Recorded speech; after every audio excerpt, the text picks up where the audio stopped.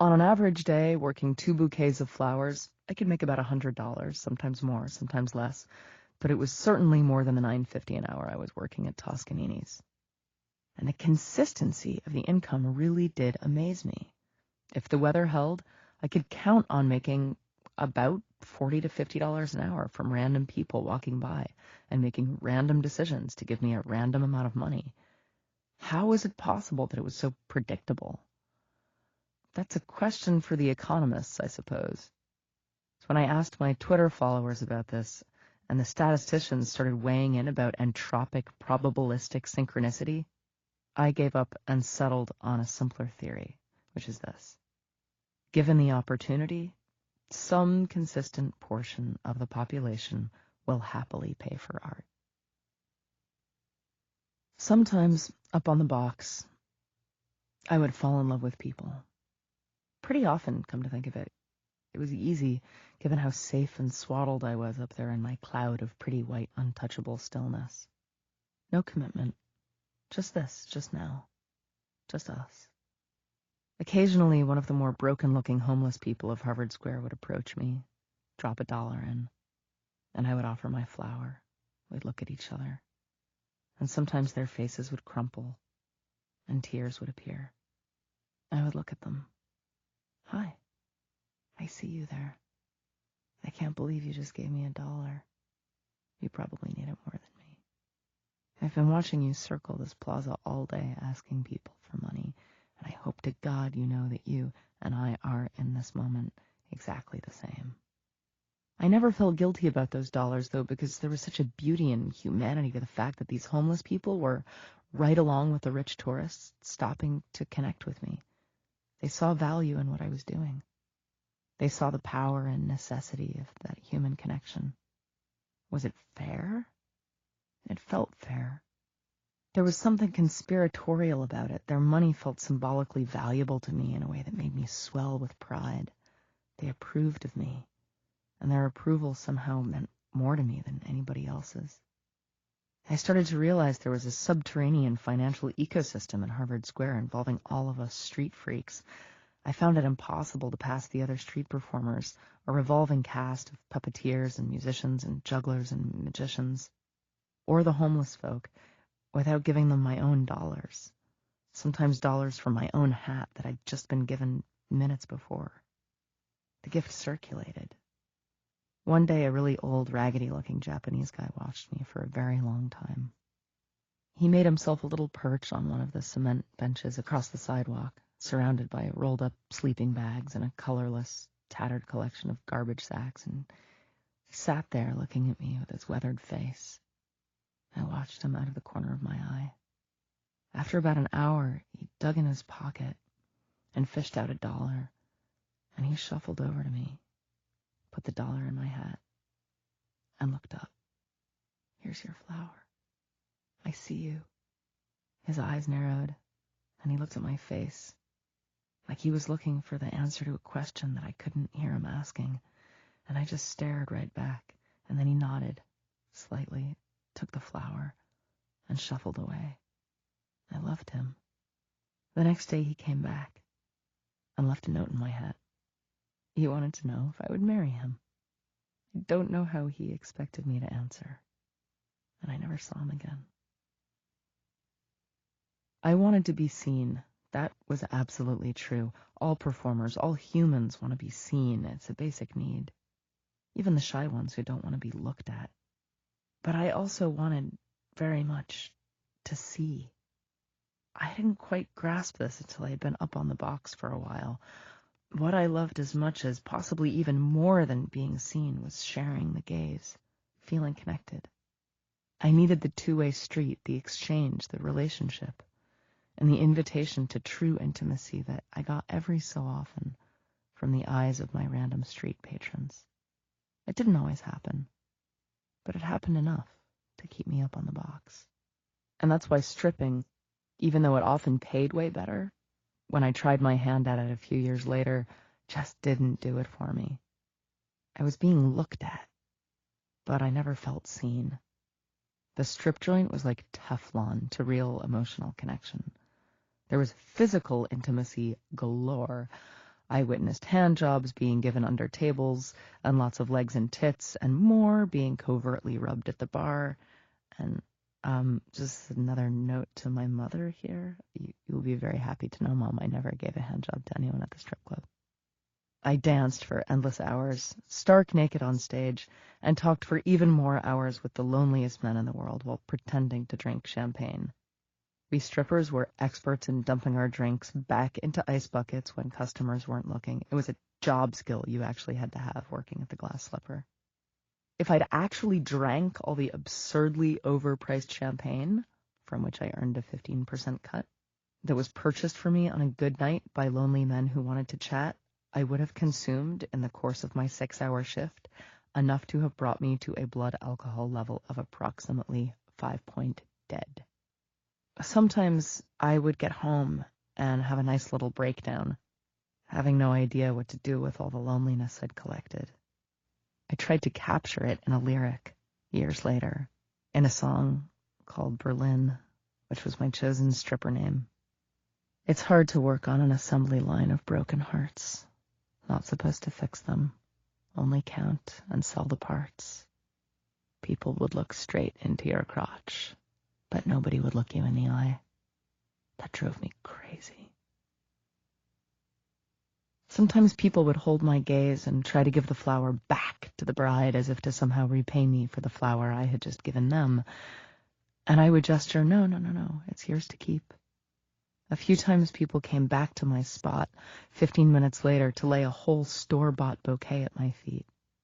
Some people would pick flowers or rhododendron stems from Harvard Yard and hand me their gift, and then I'd give them one of my flowers and we'd keep trading, and it would all get really funny and confusing.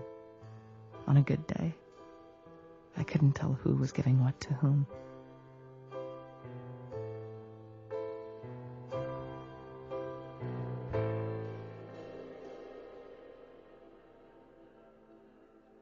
Asking is, at its core, a collaboration. The surgeon knows that her work is creative work. A machine can't do it because it requires human delicacy and decision-making. It can't be written down in a manual because it requires critical thinking and a good dose of winging-itness.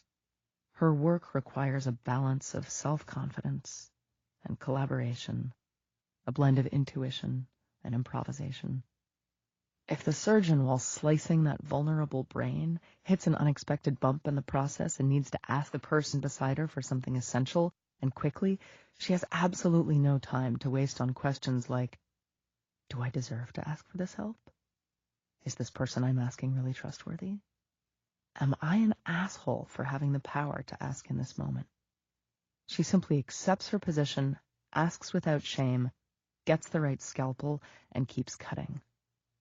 Something larger is at stake. This holds true for firefighters, airline pilots, and lifeguards, but it also holds true for artists, scientists, teachers, for anyone in any relationship. Those who can ask without shame are viewing themselves in collaboration with, rather than in competition with, the world. Asking for help with shame says, you have the power over me. Asking with condescension says, I have the power over you. But asking for help with gratitude says, we have the power to help each other. Sometimes I had to sneeze. Statues should not sneeze. It became a dramatic internal activity. I'd spend an entire minute just concentrating on the feeling in my throat and nose, playing with the strange twilight zone of sneeze, not sneeze. And sometimes I would just fucking sneeze. Nothing to be done. It was a formidable Zen practice. Sometimes a mosquito or a fly or a bee would land on my cheek and we'd just sort of hang out together. Sometimes the sun would beat down directly on my face and a bead of sweat would cling to the tip of my nose until it got fat enough to start dripping into the street. Sometimes I'd have to wipe my nose because I had a cold or because it was cold. I would be so freezing sometimes that I would dramatically extend the dance of flower giving and draw out the entire gesture arduously so some poor person would wait there patiently for minutes while I enacted a really bizarre-looking, overdramatic, avant-garde modern dance trying to warm up my body. This would culminate in the eventual giving of the flower, and a climactic flourish in which, with my gloved hand, and as subtly as possible, I could also wipe away the long, graceful string of clear snot that was hanging out of my white-painted nose. The art of asking can be learned, studied, perfected, maybe. The masters of asking, like the masters of painting and music, know that the field of asking is fundamentally improvisational. It thrives not in the creation of rules and etiquette, but in the smashing of that etiquette, which is to say, there are no rules. Or, rather, there are plenty of rules, but they ask, on bended knees, to be broken. Gus, our boss at Toscanini's Ice Cream, was a true patron of the arts. A perfect example of the sort of person who lives a life committed to the creativity of patronage and expands the boundaries of what we are empowered to give one another. He was a beloved local celebrity ice cream chef, obsessively passionate about music, culture, Cambridge politics, and new frontiers in frozen dessert making. He would devise, like an inspired mad scientist, sorbets and gelatos made out of pink peppercorns, basil, and beer. Gus was an avid connector. He printed information about local dance companies on the store's takeaway coffee cups. He gave away crates of ice cream to science activists from MIT. He provided ice cream gift certificates to silent auctions to rebuild city parks. He was like an ice cream Santa Claus. And it was almost a rite of passage for a young indie musician in Boston to work at either Toscanini's or Pearl Art and Craft, the other flexible schedule job in Cambridge that didn't consider it a customer service liability to rock a blue mohawk behind the counter. Even though I'd hit the jackpot with my newfound $100 a day street performance career, I still needed a place to store my bridal rig. Carting it back and forth between my crappy apartment and the store would have been impossible. So I kept one weekly shift at the ice cream shop, plucked up my courage, and casually asked Gus, do you mind if I keep my bride stuff in the basement? It's just a couple of milk crates and some clothes and makeup and stuff. Sure, said Gus cheerfully. You can store the creepy bride down there. That's what he called her. Don't scare the customers. The basement of Toscanini's was an ancient, dank cave with a low-slung ceiling tangled in pipes and a brick and dirt floor crammed with cardboard boxes containing cups, spoons, and napkins. There was a teeny employees-only bathroom and a huge walk-in freezer where the 5-gallon ice cream tubs were kept. That walk-in freezer became a very handy sub-zero kind of reverse sauna after a long, hot day statuing in the sun, and I'd often scare the hell out of employees who accidentally stumbled upon me hanging out in there, naked, when they came in to restock tubs of French vanilla. I got the entire bridal transformation down to about 9 minutes. I'd sit down on the toilet in the basement, powder whiten my face, pull the wedding dress over my jeans and boots, tuck my hair into a wig cap, and arrange the veil atop my head with a mess of bobby pins. Then I'd pull on the long white gloves, gather up my crates and giant train of gown into my arms, ascend the basement steps, exchange salutes with my coworkers behind the counter, and bask in the what the fuck expressions on the faces of the ice cream customers as I passed through the shop like a Dickensian hallucination and headed out onto the street. All I have to say is, thank Christ I didn't work at Baskin-Robbins. My boyfriend Joseph would stop by sometimes to watch me statuing. He was an actor. He would hang back for a while, then ceremoniously put his dollar into the hat with a flourish and look deep into my eyes while I dramatically picked out his flower. Then I would gesture to him as the crowd watched, curious about this stranger who was getting all this extra attention. I would gesture to him to come closer, then coyly withhold my flower. People would laugh, and I would gesture to him to come right up to my face, and I'd kiss him slowly on the lips, and then tuck the flower in his hair. The crowd always went wild with affectionate sounds. I loved that they didn't know anything. He could have been anyone. After my TED Talk, I started discussing some of the finer points of my experience as a street performer on my blog, and I was surprised at the number of people who said in the comments, "Before I saw your talk, I always thought of street performers as beggars, but now I see them as artists, so I always give them money." Reading things like this broke and burst my heart at the same time, and pierced the core of the very issue I was trying to grapple with in the talk itself. If the mentality was so easily shifted, how could this be taken from the street to the internet, where so many artists I knew were struggling to accept the legitimacy of their own calls for help? I opened a discussion on my blog, one that I'd already seen reflected in the crowdfunding hall of mirrors over the past few years. Here was the question. What was the difference between asking and begging? A lot of people related their experience with their own local buskers. They saw their tips into the hat not as charity, but as payment for a service. We pay for things we enjoy every day. If asking is a collaboration, begging is a less connected demand.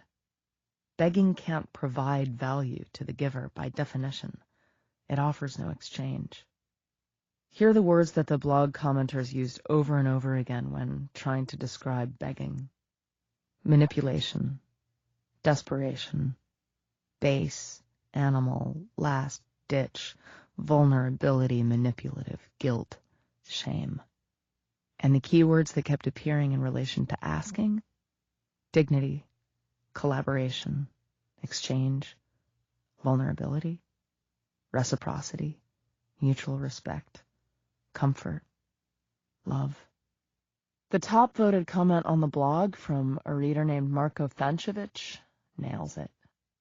He says, asking is like courtship. Begging, you're already naked and panting. Asking is an act of intimacy and trust. Begging is a function of fear, desperation, or weakness. Those who must beg demand our help. Those who ask have faith in our capacity for love and in our desire to share compassion. On the street or on the internet, this is what makes authentically engaging an audience from one human being to another such an integral part of asking. Honest communication engenders mutual respect, and that mutual respect makes askers out of beggars.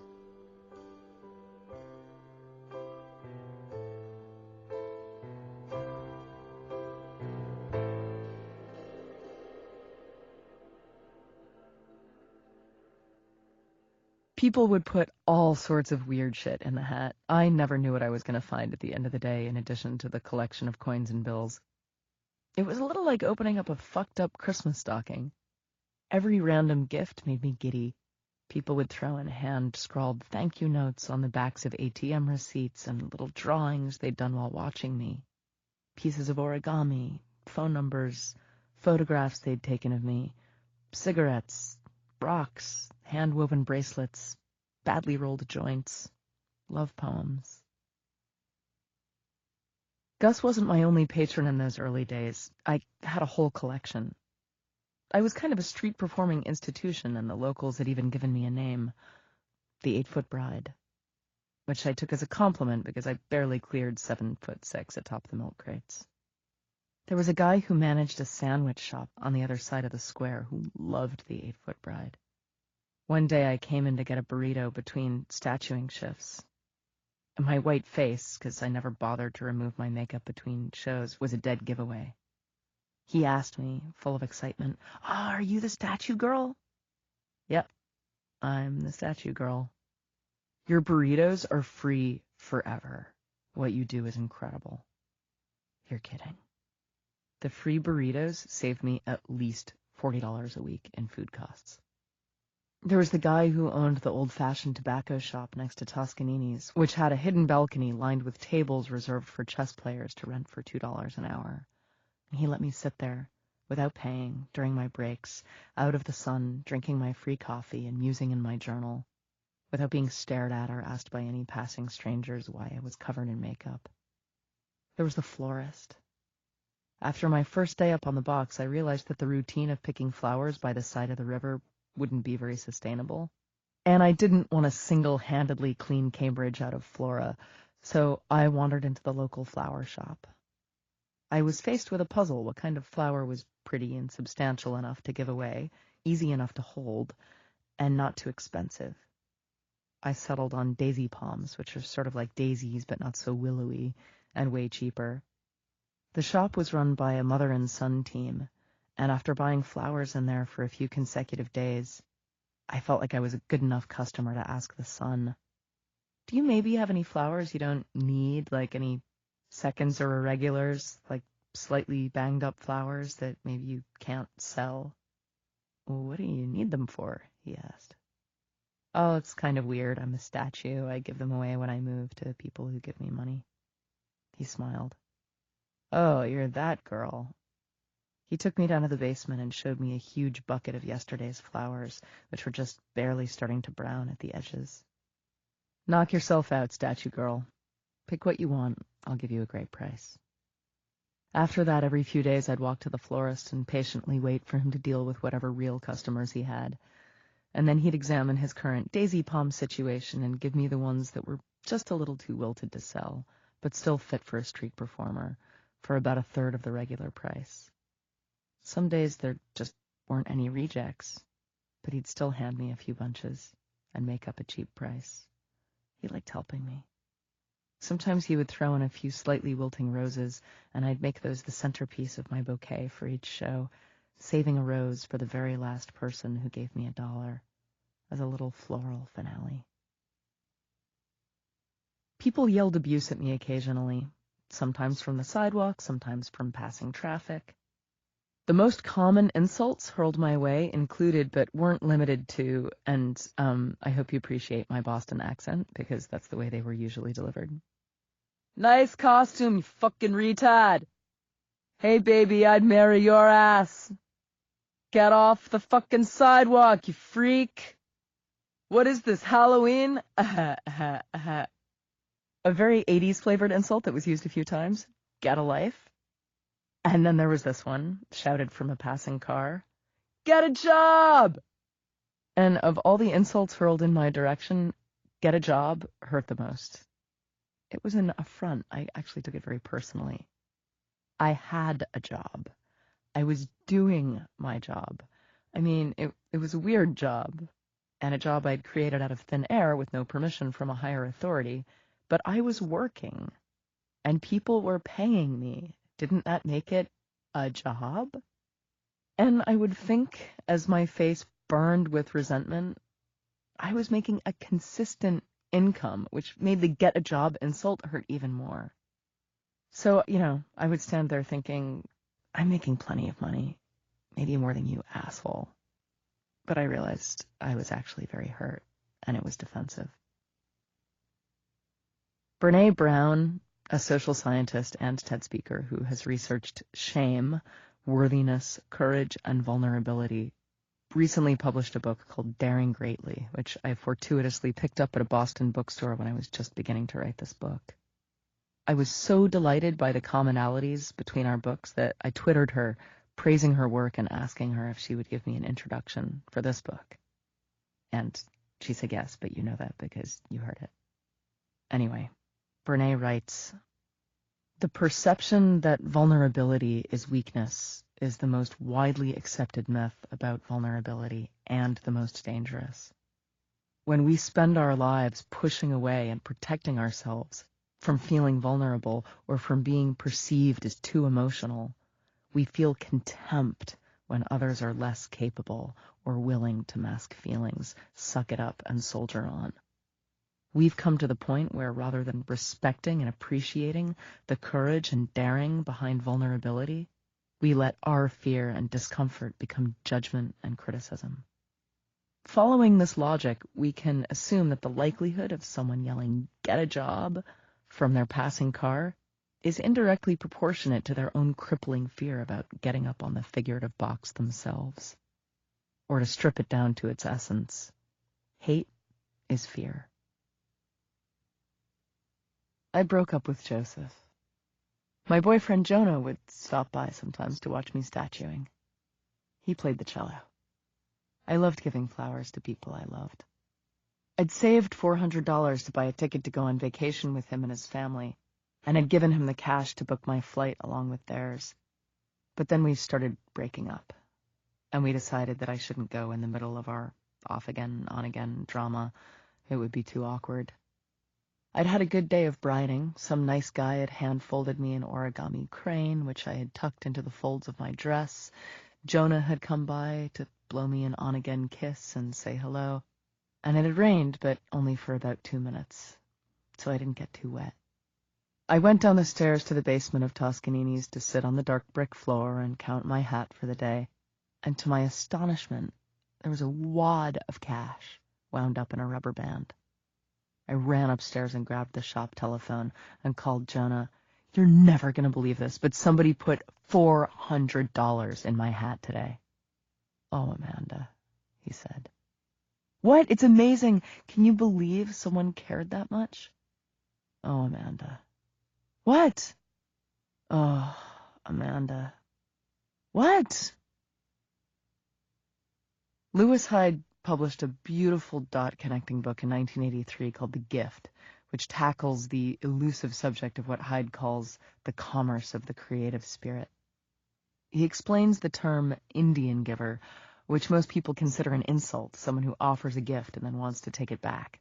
But the origin of the term, coined by the Puritans, speaks volumes. A Native American tribal chief would welcome an Englishman into his lodge and, as a friendly gesture, share a pipe of tobacco with his guest, and then offer the pipe itself as a gift. The pipe, a valuable little object, is, to the chief, a symbolic peace offering that's continually regifted from tribe to tribe, never really belonging to anybody. The Englishman doesn't understand this, is simply delighted with his new property, and is therefore completely confused when the next tribal leader comes to his house a few months later and, after they share a smoke, looks expectantly at his host to pass along the pipe. The Englishman can't understand why anyone would be so rude to expect to be given this thing that belongs to him.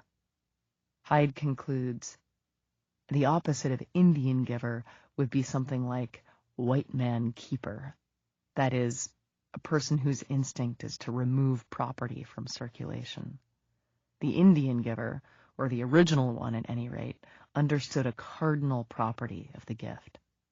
Whatever we have been given is supposed to be given away, not kept. The essential thing is this: the gift must always move. And then there was Lee. I was going crazy in my crappy Somerville share house. My roommate and I were ready to kill each other. I wanted secretly to start some kind of freaky art commune, but I had about $300 to my name and no idea where to start. Instead, I stumbled into one that already existed, when Rob Chalfin, my local coffee shop friend, who boasted Cambridge's largest collection of New Directions paperbacks and old-time jazz on vinyl, invited me to a friend's going-away party at a commune collective across the river in Boston proper. He knew I was art house hunting and thought I might be able to finagle my way in the door. The Cloud Club is a 3-story brick townhouse, wrapped protectively in a winding vine of leafy wisteria, the root of which is as wide as a human torso and curves smack across the huge oak front door, hanging low enough that you have to duck under to get inside. I walked up a winding, rickety staircase, into a hallway covered with faded mirrors, surreal drawings, and blinking Christmas lights. Empty gilded frames and upside-down paintings hung at odd angles, and a crowd was gathered in a cozy, low-lit little kitchen, warmed by a wood-burning fireplace with fixtures from the 1890s. All around me were the clinking of glasses, the lighting of joints and cigarettes, and the buzzing conversation of musicians and filmmakers, sex workers, activists, and painters. On the top floor, in a room brimming over with antlers, plants, swords, and old hooked rugs, the party was in full swing. Guests used a huge tree situated in the middle of the room to climb up to a bedroom loft that was capped with a handmade glass geodesic dome. A sliding door led to a roof covered with discarded sinks and rotting sculptures that overlooked the glittering Boston night skyline. And the crown jewel in the corner of the room was a rickety spinet piano. I took a deep breath. I was home. Rob introduced me to Annie the writer, the woman who was going away, and I mentioned to her that I was looking to rent an apartment. Was this one available? Go talk to Lee, she laughed. It might be. I passed through a hallway of billowing, spiraling, white plaster shapes, hand-sculpted onto the walls, and through a set of double doors that looked like they had been repurposed from a fin de siècle Parisian bar. I was so in love with this house already. I wanted to French kiss every floorboard and mismatched doorknob. I grew up in a collapsing colonial fixer-upper that my parents spent the entirety of my childhood trying to make heatable and habitable. This place felt as familiar to me as my own fingers. I knocked, tentatively, went in through the door, and there, engulfed in a cave-like room stuffed with anthropomorphic sculptures and piles of spiral notebooks, was Lee, seated on one of his own hand-carved chairs, writing a little sign on a piece of yellowed paper that said, "Room for rent, market price, or discount for visionary artists." Clearly, he was planning on taking it down to the party and posting it on Annie's door. He looked like Gandalf in a cowboy hat, with a kindly smile, a flowered shirt, a huge white beard, and the kind of rugged, careful hands that had done a lot of heavy lifting and intricate craftsmanship. "Wait," I said. "Yes?" he said, looking up and smiling. "Don't write that sign." "Why not?" he asked. "I'm here. I'm moving in." At this, he giggled, took my phone number, and told me to come back tomorrow. "We'll see," he said. Lee didn't just accept tenants off the bat. Even when they came referred by friends, you had to show up with luggage, hang out and chat with him for some unspecified period of time, and then only after you had passed what my future housemates would come to refer to as the mystery aesthetic test, you would be allowed to consider yourself an official member of the household. I showed up the next day with 2 boxes of clothes, a toothbrush, and a pile of books, determined never to leave. And it worked. I still have my apartment there, and it's been 15 years.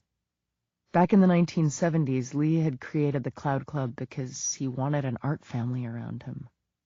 He didn't have any money back in those days. He'd been living out of his van, painted, he likes reminding us, with images from Alice in Wonderland, and the van after that was covered with blue meanies from Yellow Submarine. He needed to borrow the down payment for the house, which was about $9,000, from his friend Brian, who had the money. Brian and Lee are both over 70 now, and they're still great friends. That $9,000 loan was the seed for a house that's now been called home by more than 100 different artists over the past 40 years, with Lee in the role of magical landlord, trickster, conductor. His favorite place to be is in any corner, hidden from view, where he can capture things happening on video.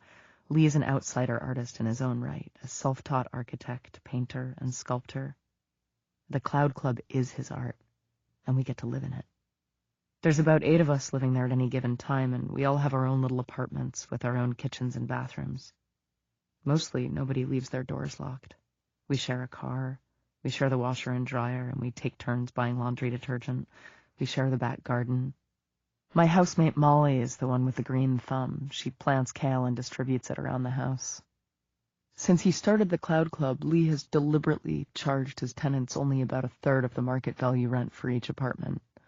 He not only allows, he encourages the musicians in the house, and our friends' bands, and our friends' bands, drummers, poet, girlfriends, to use the communal space for parties and meetings and concerts. He never charges anyone for that. Instead, he takes extreme glee in seeing the space used and filled with life. He films all the goings-on and uploads them to YouTube. He wants to feel things happening, and he makes enough money to cover the expenses. People like Lee have a different relationship with the spotlight. They not only prefer playing a support role, they thrive doing it, taking pleasure in holding the light for others to run around in. Lee's like a combination art butler. He'll often surprise me with a plate of fruit while I'm in the middle of composing, and an all-purpose fixer-upper resource. If you ask him, He'll teach you all about plumbing, soldering, or wiring. I never ask. At his core, he loves to feel useful to all of his tenants. He beams with pride when he sees our art succeeding. His patronage can come in strange, unpredictable forms. No, Lee, I don't need 70 reams of pink paper that you just found in the dumpster. Why did you put those in my kitchen? But beyond the cheap rent, eccentric space, and reams of paper, Lee's gift to me and the never-ending parade of art tenants that he houses is bigger. It's deeper. It's harder to see. The Cloud Club in all its artistic ramshackle glory is his version of the offered flower, his gift to the world, and anybody who lives there and walks under the front vine and in through the creaky salvaged front door feels the gift. Lee himself is an introvert. He even calls himself a hermit, but the house speaks for him. It is, itself, the container he's created so that we all might have a moment of real connection with each other. I broke up with Jonah. My boyfriend Blake would stop by sometimes to watch me statuing. He was an undergrad at MIT with a passion for painting and who doted on his dorm room collection of huge saltwater aquariums filled with clownfish. He also had an octopus. Blake graduated and landed a job as a full-time engineer, and the salary was hefty, but it didn't leave him any time to make his art. So he quit and decided to commit to his painting. But painting didn't pay the rent. He needed something practical. So to make money, he became a living statue of a white-winged angel on the other side of Harvard Square. He wore a long white robe and gloves, dyed his hair a shocking white blonde, and engineered and constructed the giant wings himself out of papier-mâché and feathers. They were beautiful. Since the bride was such a conspicuous freak, I felt loudly ignored by those who walked by me without a single glance. I didn't take it personally. At least, I tried not to. So many people were hurrying to work or racing to school, chatting with their partners and otherwise occupied. I was ignored by probably 99% of all those who passed me by on that sidewalk over my 5 or 6 years of briding, which amounts to being deliberately ignored while actively performing by, I don't know, a few million people. This is why I highly recommend street performing over attending a conservatory to any musician, especially if they're going into rock and roll. It wears your ego down to stubbly little nubs and gives you performance balls of steel. Whether I was a fake person or a real statue, sometimes it was just a bad day, and it felt like nobody, and I mean nobody, would stop. Who knows why? When that happened, I'd start performing for my own amusement, letting the melancholy of loneliness wash over me, tilting my head to one side sadly, slumping my shoulders a bit, and raising my hands up to heaven in a pitifully grand gesture. Why, God, has everyone forsaken me? I could convince myself so thoroughly that none of humanity was any good that I actually let a few sincere tears stream down my face, letting the people briskly walking by me serve as unwitting universal examples of just how cold and cruel the world really was.